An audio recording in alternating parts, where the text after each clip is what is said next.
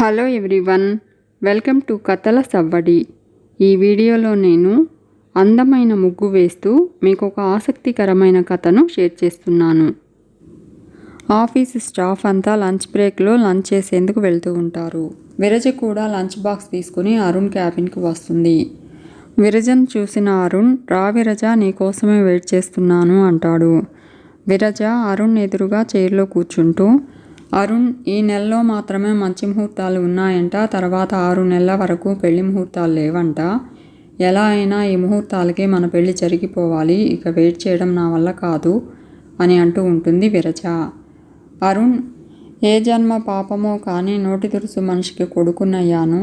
మా అమ్మ నోటి దురుసు గురించి తెలియక నువ్వు పెళ్లి గురించి తొందరపడుతున్నట్టున్నావు అంటాడు.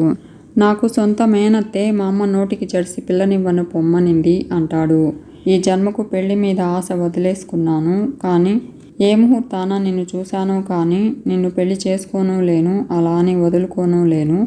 ఏం చేయాలో అర్థమే కావడం లేదు అంటాడు అరుణ్.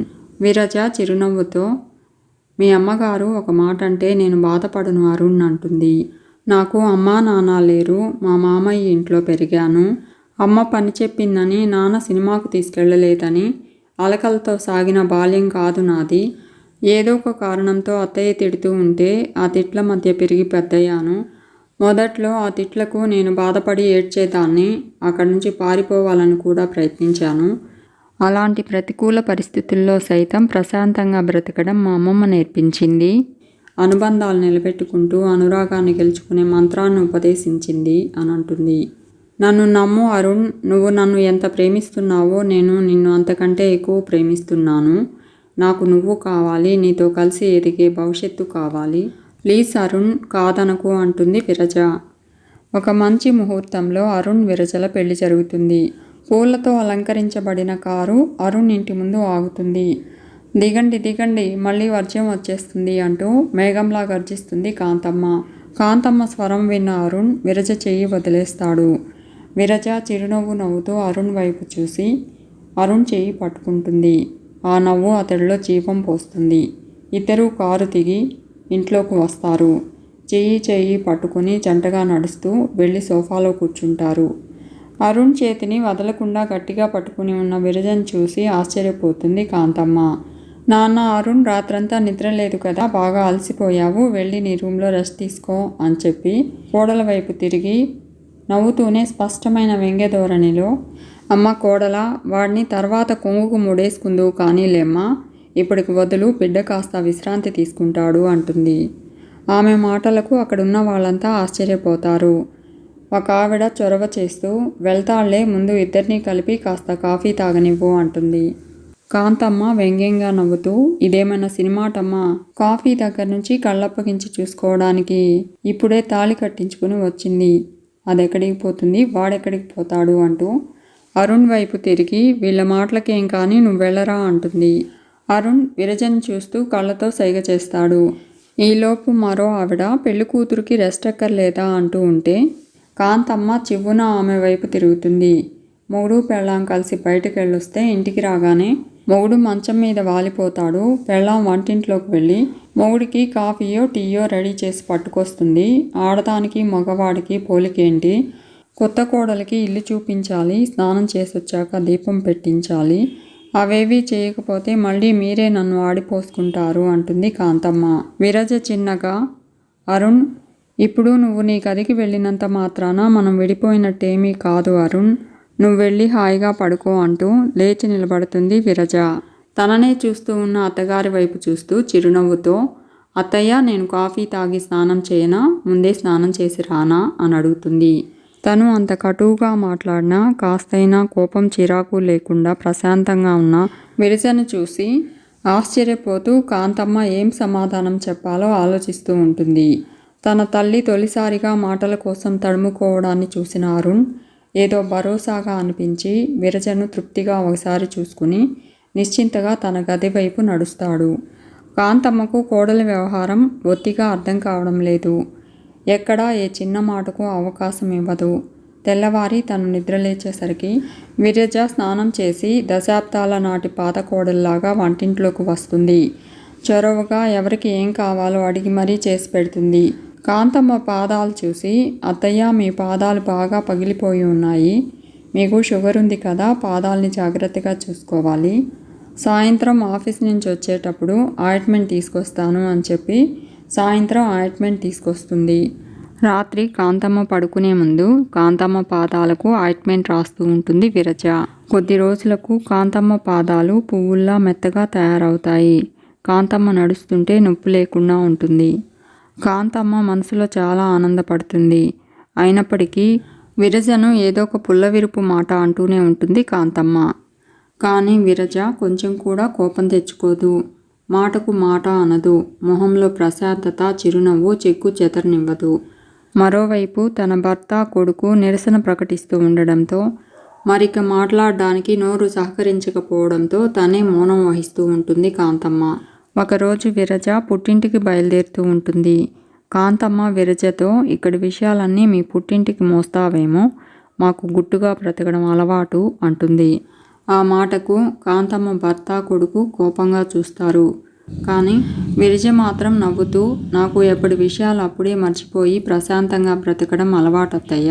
మరి పుట్టింట్లో చెప్పడానికి నా బుర్రలో ఏముంటుంది అత్తయ్య, అలా చెప్పే ఆసక్తి కూడా నాకు లేదు అంటుంది విరజ. కాంతమ్మకు చెంపదెబ్బ కొట్టినట్టు అనిపిస్తుంది. ఈ అమ్మాయికి కోపం రాదా అనుకుంటూ, తను ఇన్ని మాటలన్నా చిన్నతనంగా ఫీల్ అవ్వదా? పౌరుషం కానీ అభిమానం కానీ లేవా? తనతో డి అంటే డి అంటూ తలపడదా? ఎంతసేపు తనే మధ్యలో వాయిస్తుంది. ఆ పిల్లకి తల్లి తండ్రి లేదన్నది ఒకటే లోటు. చూడ చక్కని రూపము, తన కొడుకుతో సమానంగా చదువుకుని సంపాదిస్తూ ఉంది. తన కొడుక్కి ఆ పిల్లంటే ఎంత ప్రేమో ఇట్టే తెలుస్తుంది. ఉన్న పళంగా వేరు కుంపటి పెడదాం రమ్మని ఆ పిల్ల పిలిస్తే తన కొడుకు ఎగురుకుంటూ వెళ్ళిపోవడం ఖాయం అని అనుకుంటూ ఉంటుంది కాంతమ్మ. కానీ ఆమె గ్రహించని సంగతి ఏమంటే, అప్పటికే ఆమె నోటి దురుసు సగానికి సగం తగ్గిపోతుంది.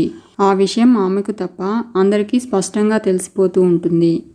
ఒకరోజు పొద్దున్నే వీధి గుమ్మం దగ్గర, ఏం మాట్లాడుతున్నావు నువ్వు, జాగ్రత్త, నోటికొచ్చినట్టు పేలదలుచుకుంటే తక్షణం వెళ్ళిపో అంటూ కోడలి గొంతు గట్టిగా కోపంగా వినపడేసరికి కాంతమ్మ పరిగెత్తుతూ విరజ దగ్గరకు వస్తుంది.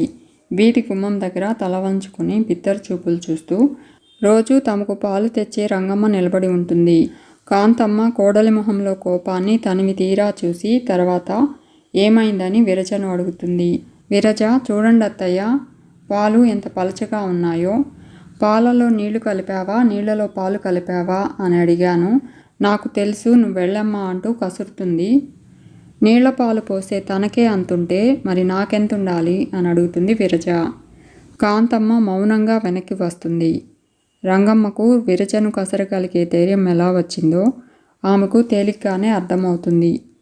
రంగమ్మ ఎదురుగానే ఎన్నోసార్లు తను విరజను చులకన చేస్తూ మాట్లాడింది. విరజ ఏనాడు తనకు ఎదురు తిరగలేదు. దాంతో పాపం రంగమ్మ దృష్టిలో కూడా చులకన అయిపోయిందన్నమాట అని అనుకుంటుంది. రంగమ్మ కాస్త కసిరితేనే దాన్ని చీల్చి చెండాడిన మనిషి తను అన్ని మాటలు అంటున్నా ఎందుకు ఊరుకుంటుంది అని అనుకుంటూ, అత్తగారన్న గౌరవమా లేక మా అమ్మకు ఎదురు చెప్పడానికి వీల్లేదని మా అరుణ్ ఏమైనా చెప్పాడా అని అనుకుంటూ ఉంటుంది. కారణం ఏదైనా కానీ అసలు ఆ పిల్లకు అంత సహనం ఎలా వచ్చింది అనుకుంటూ విరజ దగ్గరకు వస్తుంది కాంతమ్మ. ఏమాత్రం సంకోచం లేకుండా తన మనసులో మాట విరజను అడిగేస్తుంది. విరజ నవ్వుతూ కాంతమ్మతో, మీరు చెబుతున్న ఆ సహనము, ఓర్పు నాలో ఇంతలా ఉన్నాయి అంటే అందుకు పూర్తి కారణం మా అమ్మమ్మే అత్తయ్య. 1000 జన్మలకు కూడా నేను ఆమె రుణం తీర్చుకోలేను అని అంటుంది. అమ్మా నాన్నకు నేను ఒక్కదాన్నే. వాళ్ళు నా చిన్నప్పుడే యాక్సిడెంట్లో చనిపోవడంతో అమ్మమ్మ ఇంటికి చేరాను. మా నాన్న డబ్బున్నవాడే, పైగా యాక్సిడెంట్ కారణంగా ఇన్సూరెన్స్ డబ్బు కూడా వచ్చింది. అమ్మమ్మ ఆ డబ్బంతా నా చదువుకి పెళ్లికి దాచేసి మామయ్యను పోషించమనడంతో అత్తయ్యకు అది ఇష్టం లేకపోయింది.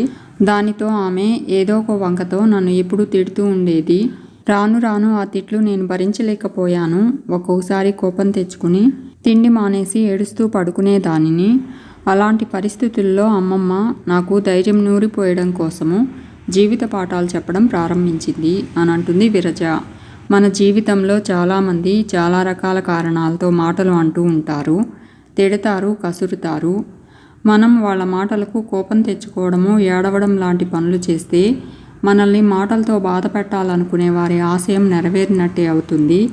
వాళ్ళను మనమే గెలిపించిన వాళ్ళం అవుతాము. వాళ్ళను ఓడించాలి అంటే మనం ప్రశాంతత అనే ఆయుధ ప్రయోగాన్ని బాగా అభ్యసించాలి. వాళ్ళు తిడుతుంటే మనం ఎందుకు పట్టించుకోవాలి? మనం ఏ తప్పు చేయలేదు, వాళ్ళను బాధ పెట్టలేదు. కాబట్టి మనల్ని తిడుతున్న వాళ్ళు మూర్ఖులు అనుకుని ఏదీ పట్టించుకోకుండా చిరునవ్వు నవ్వుతూ ఉన్నామనుకో, అవతలి వాళ్ళే అయోమయంలో పడిపోతారు. అరుపులు, కేకలు, ఏడుపులు సాధించలేని దానిని ఈ ప్రశాంతత సాధిస్తుంది. నీ జీవితాంతం ఈ మాట గుర్తుంటే రేపు నువ్వు పెద్దయ్యాక ఆఫీస్లో మీ బాస్ కానీ, అత్తగారు కానీ, నీ భర్త కానీ ఎవరైనా ఏదైనా అనవచ్చు. వాళ్ళు అన్న దాంట్లో నీ తప్పు ఉంటే నిన్ను నువ్వు సరిదిద్దుకో. నీ తప్పు లేనప్పుడు నిన్ను ఒక మాట అంటున్నారు అంటే వాళ్ళు నిన్ను బాధ పెట్టాలనే అలా మాట్లాడుతున్నారని అర్థం చేసుకో. వాళ్ళ కోరిక నెరవేరిందా నువ్వు ఎందుకు పనికి రాకుండా పోతావు? వాళ్ళ మాటలు పట్టించుకోకుండా ప్రశాంతంగా ఉంటే నీ చుట్టూ వాతావరణం కూడా ప్రశాంతంగా ఉంటుంది. అవతలి వాళ్ళు కూడా మెల్లగా మారుతారు. నువ్వంటే అభిమానం పెంచుకుంటారు. అంతేకాదు అయిన వాళ్ళతో సంబంధ బాంధవ్యాలు బలపడతాయి. చాలామంది మాట పట్టింపులతో అయిన వాళ్ళందరితో బంధుత్వాలను తెంపుకొని ఒంటరి బ్రతుకు బ్రతుకుతున్నారమ్మా. అది మంచిది కాదు. నువ్వెప్పుడూ బంధాలను నిలబెట్టుకోవడానికే ప్రయత్నించమ్మా. భగవంతుడిని నమ్ముకో. నీ మనసును ఎప్పుడూ ప్రశాంతంగా ఉంచుకో అని అమ్మమ్మ నాకు చెప్పింది అత్తయ్య. అప్పటి నుంచి అమ్మమ్మ మాటను నేను కలలో కూడా మర్చిపోలేదు. అమ్మమ్మ చెప్పిన మాటను ఆచరణలో పెట్టడం వల్ల నాకు మంచే జరిగింది. మా మామయ్య, అత్తయ్యతో పాటు బంధువులందరూ నన్ను చాలా బాగా చూసుకుంటారు. ఇప్పుడు నా భవిష్యత్ అంతా మీరే అత్తయ్య. నాకెలాగూ అమ్మా నాన్న లేరు. కనీసం నా భర్తకైనా అమ్మా నాన్న, రేపు నా పిల్లలకి నానమ్మ తాతయ్య చిరకాలం ఉండాలి. ఇదే నా కోరిక అత్తయ్య. మన బంధం ఎప్పటికీ పటిష్టంగా ఉండాలన్నదే నా కోరిక అత్తయ్య. అందుకే మీరనే ఏ మాట నన్ను బాధించదు. నేను ప్రశాంతంగా ఉంటూ మన బంధాన్ని కూడా పచ్చగా ఉంచేందుకే ప్రయత్నిస్తూ ఉంటాను. పెళ్లికి ముందు అరుణ్కి కూడా ఇదే చెప్పాను అత్తయ్య అని అంటూ ఉంటుంది విరజ. విరజ మాటలకు తనకు తెలియకుండానే కన్నీళ్లు కార్చుతూ ఉన్న కాంతమ్మ కన్నీళ్లు తుడుచుకుంటూ, మీ అమ్మమ్మ నీకు చెప్పిన మాట నాలాంటి వాళ్ళ కళ్ళు తెరిపించే చెంపపెట్టు లాంటిదమ్మా. కడుపున పుట్టిన పిల్లలతో అయినా సరే సంబంధ బాంధవ్యాలు బాగుండాలి అంటే నోరు అదుపులో పెట్టుకోవాలి. అందరూ నీలా మనసు అదుపు చేసుకుని అవతలి వాళ్ళ తిట్లు పట్టించుకోకుండా ఉండరు కదా. నోటి మాటలతో మంటలు ఎగజిమ్మడం వల్లే బంధాలు కాలి బూడిదై మనిషి ఒంటరి వాడైపోతున్నాడు. అరుణ్ని నేను కన్నాను కానీ వాడితో నా బంధాన్ని పటిష్టం చేస్తున్నది మాత్రం నువ్వే అమ్మా అంటూ, ఇక నుంచి ఈ అత్తలో అమ్మని చూస్తావమ్మా అంటుంది కాంతమ్మ. అప్పుడే అక్కడకు వచ్చిన అరుణ్ పట్టరాని సంతోషంతో కాంతమ్మను హక్ చేసుకుంటాడు. థ్యాంక్ యూ విరజ, మా అమ్మను అమ్మగా మార్చావు అంటాడు. విరజ కాంతమ్మ అరుణ్లను తృప్తిగా చూస్తూ ఉంటుంది. మీకు ఈ స్టోరీ నచ్చితే లైక్ చేయండి, షేర్ చేయండి, తప్పకుండా సబ్స్క్రైబ్ చేసుకోండి. Thanks for watching.